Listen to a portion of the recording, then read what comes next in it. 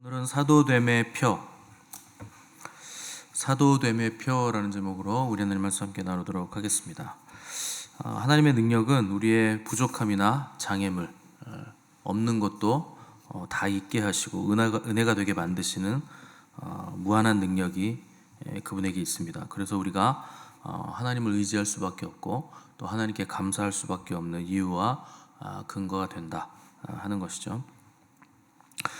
바울이 12장에서 지금 고린도 교회 성도들에게 자기 자랑을 좀 하는 걸 용서하라 하면서 육적인 자랑도 했고 또 영적인 자랑도 했는데, 육적인 자랑은 자기가 배설물로 여기는 것을 소개한 뒤에 그 배설물을 자랑한 것이 아니라 내 육체에 가시가 있는 것, 내 연약함, 병, 이런 것들을 자랑을 한 겁니다. 그로 인해서 내가 약할 때 우리 하나님이 강함 되신다 하는 그것을 바울이 지금 자랑하고 있는 거죠. 왜 우리가 약해져야 주님이 강해지시는가? 생명의 원천이 우리 주님이시기 때문에 그렇습니다. 인간은 생명으로 가는 사람들이 아니라 사망으로 가는 사람들이에요. 태어나자마자 죽음으로 가는 것이 인생이기 때문에 인간이 자꾸 우리의 인성이 강해지고 인간적인 방법들이 강화되면 결국 그것은 죽음으로 귀결됩니다. 그래서 우리가 약해져야 온전한 생명 대신 생명의 원천이신 주님이 강해지신다 하는 것이죠. 그래서 세례 요한도 그는 흥하여야 하겠고 나는 쇠하여야 하리라. 예수님이 흥해야 된다, 나는 쇠해야 된다, 이렇게 말을 했죠. 그럴 수밖에 없고 그렇게 돼야 된다는 겁니다. 그래서 자기의 제자들, 세례 요한의 제자들을 전부 다 너희들 주님께로 가라. 나는 이제 쇠해질 사람이고 저분이 흥하시고 강해질 분이다. 왜냐하면 생명이 저분에게 있기 때문이다. 이렇게 자기 제자들을 보내는 일까지 했다는 겁니다. 우리는 늘상 이거하고 반대로 살죠. 내가 강해져야 되고 내가 뭔가 있어야 되고 내가 능력이 있어야 되고 내 인생 내가 해치고 나갈 줄 알아야 되고 그래야 사람 구실을 하는 것 같고, 늘상 마귀의 이 속임에 우리는 속는 거죠. 내 인생 내 거 아닙니다. 내 인생 하나님 거예요. 내 인생 내가 헤쳐가는 게 아니고 하나님이 내 인생 인도해 주시는 겁니다. 시작부터 첫 단추를 잘못 끼니까 우리 인생은 늘상 꼬이고 또 꼬이고 만들어내는 것마다 다 쓰레기고 하나님 앞에 가져가서 드릴 게 하나도 없는 인생이 되는 거죠. 강한 것이 장점이라는 생각이 세상적인 생각이에요. 골리앗이 얼마나 강합니까? 그런데 이스라엘 백성들은 아무도, 다윗 빼고는 아무도 골리앗 앞에 나서질 못하죠. 왜 그럴까요? 크고 힘이 세면 강한 거다, 이 생각에 잡혀 있는 거죠. 그게 강한 게 아닙니다. 하나님이 함께 하시면 강한 거예요. 다윗만 그걸 알고 있었다는 거죠. 그래서 우리는 강한 것이 장점이고 강해야 되고 강한 게 좋은 거다 이렇게 생각하는데 다 속는 겁니다. 강한 자들은 세상에 널리고 널렸어요. 권총을 들고 은행 강도가 은행에 들어오면 저 사람의 강함이 너무 부럽다 이렇게 생각하는 은행 직원이 있습니까? 강도가 총 들었다고 강하다고 부러우세요? 칼 들었다고 강하면 좋으십니까? 강한 게 무조건 좋은 건 아닙니다. 그 강함이 원천이 무엇인가 하는 것이죠. 바울이 자기의 약함을 자랑한다고 했을 때 이 약함 안에는 바울의 연약성이 다 들어가 있는 거예요. 육체적인 연약함도 있고 인간적인 연약함도 다 들어가 있는 거죠. 근데 이 바울의 연약함이 없었다면 바울이 이뤄낸 그의 사역은 다 바울의 결과물이었다 하는 걸로 여겨졌을 것이고, 그러면 이제 성도들은 바울을 우리 바울 사도님, 우리 목사님 이렇게 신처럼 떠받들었겠죠. 바울은 항상 자기의 약점을 다 드러내고 노출시키죠. 그래서 내 능력이 아니라 주님의 능력이다, 나는 이렇게 약점 많은 인간일 뿐이다 하는 것을 늘 자기도 성도들도 자각을 시켰다는 겁니다. 그래서 바울은 나는 너희들을 주님께로 이끌어가는 중매쟁이 역할을 하고 있을 뿐이다, 주님에게로 가라, 이렇게 주님께로 몰아가는 거죠. 그래서 사람은 어디로 움직이게 되어 있느냐? 생명 있는 곳으로 움직이게 돼 있어요. 그래서 아무리 교회가 커도 거기 막 내가 가서 예배를 드리는데 메마르고 생명력을 느끼지 못하면 허탈해지는 겁니다. 그래서 신앙생활이 이게 단가, 내가 제대로 가고 있나, 늘상 이런 불안한 생각을 하게 되죠. 근데 생명이 있는 곳에 가야 생명의 근원 대신 주님을 만나는 거죠. 근데 늘상 우리는 소속감에 묶여서, 인간적인 소속감에 묶여서 끌려다니죠. 그렇게 인간적인 소속감에 묶여서 끌려다니면 영적인 삶은 무기력해집니다. 우리가 먼저 묶여야 될 소속감은 주님과의 소속감이에요. 이건 창세전에 주님께서 우리를 주님의 백성으로, 원 소속감으로 묶어 놓으셨기 때문에 거기에 먼저 묶여야지, 그 주님 안에서 우리가 다른 사람들도 만나고 대화하고 모든 사업도 또 여러 가지 일들도 행해야 되는 거지, 주님 없는 상태에서 그런 것들이 이루어지면 이 사람도 좋고 저 사람도 좋든지, 아니면 나는 이 사람도 싫고 저 사람도 싫든지, 그러니까 늘상 그 양쪽에서 왔다 갔다 하게 되는 겁니다. 그럼 갈피를 못 잡죠. 근데 창세전의 소속감으로 들어가셔야, 여러분들이 주님 안에 거하셔야 닫혀있던 문들이 열려지는 겁니다. 그래야 하늘 문이 열리는 거예요. 하늘 문이 열려야 여러분들의 삶이 고달프지 않은 겁니다. 그래서 주님 안에서 모든 것들을 다 이뤄내야 하는 거죠. 그래서 유대인들은 먼저 찬송하리로다가 먼저 터집니다. 지금은 우리가 그런 존재들이죠. 지금 유대인들은 아직 예수님을 믿지 않는 자들이 많기 때문에. 이 찬송하리로다라는 게 왜 터지느냐? 이미 다 이루어졌다는 거예요. 주님 안에 있고 보니까 앞으로 이루어질 것을 기다리는 수준에서 벗어나서 이미 하늘에서는 다 이루어졌다. 하나님은 다 이루셨고 다 주셨다 하는 걸 깨달았다는 거죠. 본문 11절 보시면 바울이 이런 말합니다. 내가 어리석은 자가 되었으나 너희가 억지로 시킨 것이니 나는 너희에게 칭찬받아 마땅하도다. 내가 아무것도 아니나 지극히 크다는 사도들보다 조금도 부족하지 아니하니라. 그러니까 자기가 자랑한 거 어리석은 자가 됐다 이렇게 표현하고 있는 거죠. 근데 이거 어쩔 수 없이 한 거다. 너희들이 거짓 사도들을 그렇게 떠받들고 추앙하니 나의 사도됨을 내가 변론할 수밖에 없었다. 내가 이렇게 할 수밖에 없었던 거, 너희들이 날 이렇게 시킨 것과 진배없고 나는 어리석은 자랑을 했지만, 그러나 너희에게는 나는 어리석다는 말을 들을 것이 아니라 칭찬받아 마땅하다 얘기를 하는 거죠. 그리고 나서 나는 다른 거짓 사도들보다 조금도 부족함이 없는 사도라 하는 것을 이제 강조하는데, 그 증거가 뭐냐? 12절을 보시면 사도의 표가 된 것은 내가 너희 가운데서 모든 참음과 표적과 기사와 능력을 행한 것이라 이렇게 기록하고 있죠. 이게 사도라는 단어는 아포스톨로스, 많이 들어보신 단어인데, 이게 보내심을 받은 자라는 뜻도 있고 또 메신저라는 뜻도 있고 대사라는 뜻도 있습니다. 이 단어가 중요한 이유는 보내심을 받은 사람은 보낸 분과 동급으로 여겨진다 개념을 가지고 있기 때문에 그래요. 그래서 요한복음에 보시면 내가 보낸 자를 영접하는 자는 나를 영접하는 것이요 나를 영접하는 자는 나를 보내신 아버지를 영접하는 것이다. 주님 이런 말씀하시죠. 그러니까 보내심 받은 자를 영접하면 보낸 자를 영접하는 것과 같다 하는 것이죠. 그래서 신약 성경에 12제자가 사도고 또 바울 사도도 사도고, 그 외에 디도나 바나바, 또 유니야, 또 주님의 형제 야고보, 또 에바브로디도, 이런 사람들도 다 사도라고 불렸습니다. 주님께서 직접 세운 사도는 아니지만 교회가 인준한 사도들이었기 때문에 이들은 사도들이었다 하는 것이죠.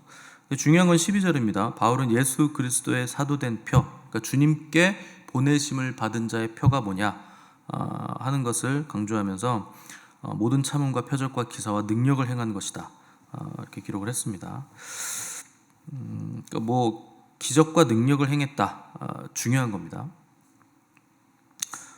그리고 예수님께 직접 세우심을 받았다. 예수 그리스도의 사도라는 것은 예수님이 직접 세우신 사도라는 뜻이에요.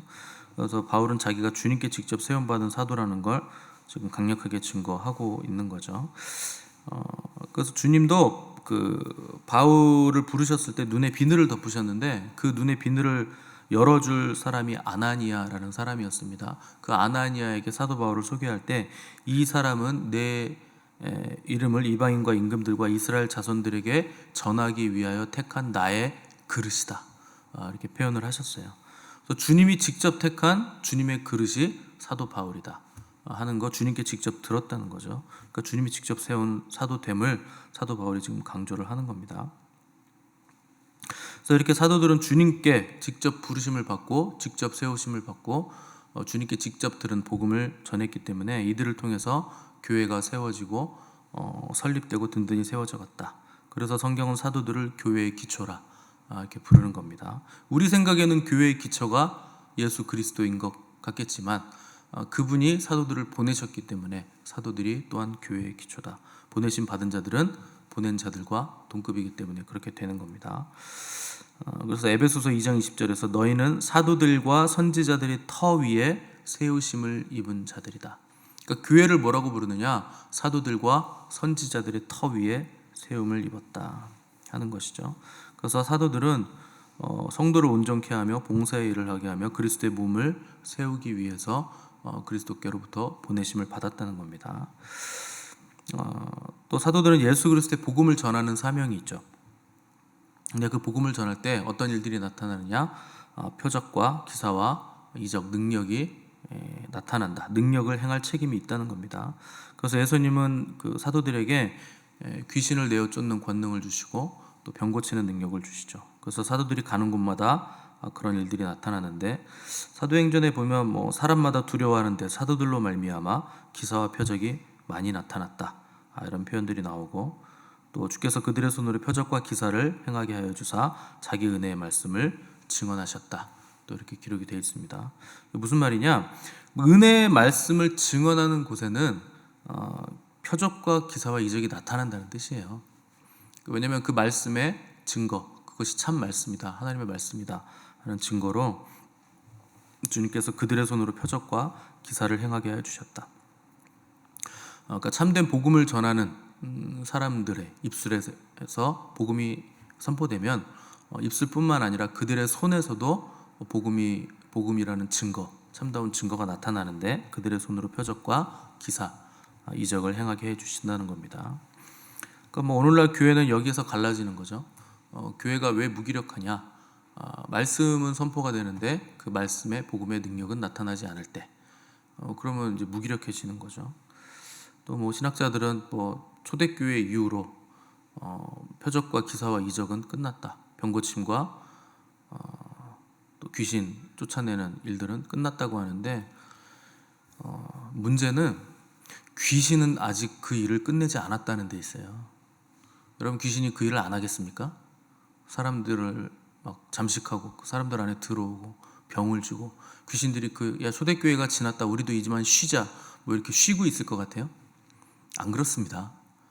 하나님은 어제나 오늘이나 영원토록 동일하시고 변함없으시기 때문에 그 한 번 기사와 이적과 능력을 주셨으면 지금도 그게 나타나야 되는 거예요. 영원한 말씀이에요. 그걸 뭐 공부 많이 하셨다고 하는 분들이 이제 없다 하시는데 그러면 망하는 겁니다. 그러면 이제 무기력해지는 거예요, 교회가. 복음의 능력은 나를 바꾸는 능력이고 내 안에 있는 악한 영들이 다 나가는 능력이 그 안에 있는 겁니다. 13절 보시면 고린도 교회 성도들에게 바울은 내 자신이 너희에게 폐를 끼치지 아니한 일밖에 다른 교회보다 부족하게 한 것이 무엇이 있느냐? 너희는 나의 이 공평하지 못한 것을 용서하라. 이렇게 기록을 했습니다. 이거 뭐 또 자비량으로 사역비 충당했던 거, 성도들에게 내가 폐를 끼치지 않기 위해서 바울이 열심히 일하면서 고린도서 복음을 전한 것, 그 일을 얘기하는 건데 다른 교회들과는 다르게 고린도 교회에서는 후원을 받지 않았다, 재정적인 지원을 받지 않았다 하는 것이고 그 내가 당연히 받아도 되는 권리를 포기했더니 그것이 너희에게 공평하지 못한 것으로 생각됐느냐? 그러면 할 수 없다. 너희는 나를 좀 용서해 줘라. 뭐 이렇게 얘기하는 겁니다. 이거 뭐 사실 뭐 바울이 이렇게 사과할 일이 아니죠. 성도들로부터 지원을 안 받았다고 해서 미안하다 뭐 이렇게까지 계속 얘기할 일은 아닌데 왜 그러냐? 바울이 고린도 교회 성도들을 사랑해서 그런 겁니다. 그래서 사랑 때문에 그런 거죠. 근데 더 사랑해서 더 잘해주고 싶어서 더 조심해서 사역을 했더니 오히려 그 일이 걸림돌이 돼서 바울을 오해하고 모함하고 거부하는 일이 발생했기 때문에 바울이 지금 용서를 구하는 거죠. 우리 같았으면 이런 상황이면 다 때려쳐, 교회 닫아, 뭐 이렇게 반응할 것 같은데 바울은 잘못한 거 없는데 오히려 나 때문에 너희들이 오해하고 왜곡해서 생각하는 것에 대해서 그것조차 내가 미안하다 이렇게 사과를 하고 있다는 겁니다. 그래서 12절에서 바울이 자기의 사도됨의 표를 말하면서 표적과 기사와 능력 행한 거 얘기했지만 사실 가장 첫 번째 나온 건 뭐냐? 모든 참음이 먼저 나온 거예요. 그러니까 바울은 이걸 참아내는 겁니다. 그래서 사도됨의 표가 뭐냐? 모든 참음, 그러니까 모든 상황 속에서 참는다 하는 것이죠. 표적과 기사와 능력, 이적 중요하죠. 근데 인내한다는 거예요. 기다린다는 거예요. 이게 가장 먼저 나온 덕목이죠. 여기 참음이라는 헬라어가 휘포포네 뭐 이런 단어인데 견고히 선다라는 뜻이 있고 또 한 가지 중요한 뜻은 기다린다는 뜻이 있습니다. 그러니까 하나님의 뜻을 기다리며 흔들리지 않고 견고히 서 있는 거. 이게 이제 참는다라는 단어죠. 이거 하나님의 성품에서 나오는 단어라고 볼 수 있습니다. 그래서 하나님의 자녀된 사람들 또 하나님께 보내심 받은 사람들은 참는 거 그리고 기다리는 거 이런 것들을 잘해야 됩니다. 왜냐하면 그게 하나님의 성품이기 때문에 우리도 하나님의 성품을 닮아가야 된다는 거죠. 하나님은 오래 참고 또 오래 기다리시는 분입니다. 그래서 그분의 뜻을 오래 참으시면서 기다리시면서 이뤄가시는 거죠. 대부분의 성도들이 실패하는 지점이 여기죠. 그러니까 우리는 기다리질 못하는 거예요. 그래서 뛰쳐나가죠. 그리고 참다가 한마디 내 속이 좀 시원해야 되니까 한마디 두마디 이런 걸 툭툭 던지는 거죠. 근데 여러분 기다리셔야 됩니다. 하나님의 뜻이 이루어질 때까지 기다려야 돼요. 이 기다리는 법을 배우는 게 어렵지만 굉장히 이게 성숙한 신앙이 되는 겁니다. 기다린다는 건 하나님의 때를 안다는 거예요. 하나님이 늦지 않으신다. 하나님이 반드시 일을 이루신다 하는 믿음이 있는 거죠. 그렇게 기다리면서 우리의 인간적인 욕망들이 다 벗어지고 기다리면서 내 뜻이 포기되고 하나님의 뜻과 내 뜻이 일치하는 타이밍이 오게 됩니다. 그때 우리가 하나님의 형상을 입게 되는 거죠. 그리고 하나님의 형상이 우리 안에 새겨지게 된다는 거죠. 시편 보시면 시편 기자가 내가 산을 향하여 눈을 들리라 이런 시를 낭송하는데 당시에 산에 뭐가 있느냐? 그 산당이 있어요. 산의 꼭대기에 보면 산당이 있어서 거기서 이제 우상 숭배를 하는 건데 산을 향하여 눈을 들어봤자 보이는 게 뭐가 있겠습니까? 산당뿐이죠. 우상들뿐이죠. 그래서 생각을 하는 거죠. 나의 도움이 정말 저기서 올까? 내가 산을 향해서 눈을 들었는데 정말 도움이 저 산당 저기서 섬기는 우상들에게서 올까? 그거 아니라는 겁니다. 나의 도움이 어디서 옵니까? 천지를 지으신 여호와께로부터 온다 하는 것을 깨달았다는 거죠. 더 이상 산을 바라보지 않는다. 산이라는 건 뭡니까? 우상이에요. 내 생각이 산이라고 했잖아요.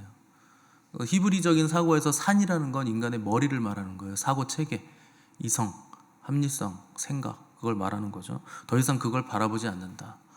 나의 도움이 어디서 오는가? 하늘을 바라보는 겁니다. 산보다 더 높은 하늘을 바라보면서 나의 도움은 여호와께 옵니다. 내 생각에 나는 더 이상 잡히지 않겠습니다. 우상 숭배 포기하겠습니다 하는 신앙 고백을 하는 거죠. 사람들은 주님을 믿는 이유에 대해서 굉장히 다양한 이유들을 댑니다.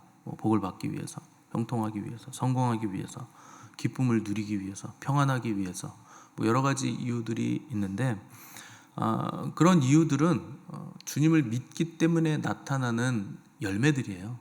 그게 궁극적인 우리 믿음의 근원적인 이유가 될 수는 없는 겁니다. 우리가 주님을 믿는 이유는 딱 하나예요. 주님과 함께하기 위해서입니다. 그분과 함께하는 삶, 그거 자체가 이유가 되는 거죠. 그래서 우리가 그분을 기다린다는 건 그분과 함께하기를 간절히 열망하고 소망하는 거죠. 그래서 그 시간 동안 기다리는 동안 그동안 분주하게 내 생각대로 여기저기 다녔던 삶들이 정리되고 하나님만 바라보는 삶으로 바뀌어질 때 그거 자체가 우리에게 복이 되고 우리 믿음과 신앙의 이유가 된다는 거죠.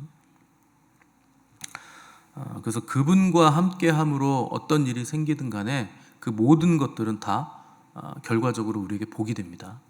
내 생각과 다를지라도 당장 내 눈앞에 내가 원하는 열매가 안 생길지라도 하나님과 함께했고 내가 하나님께 구했으면 그거 자체로 응답인 거예요.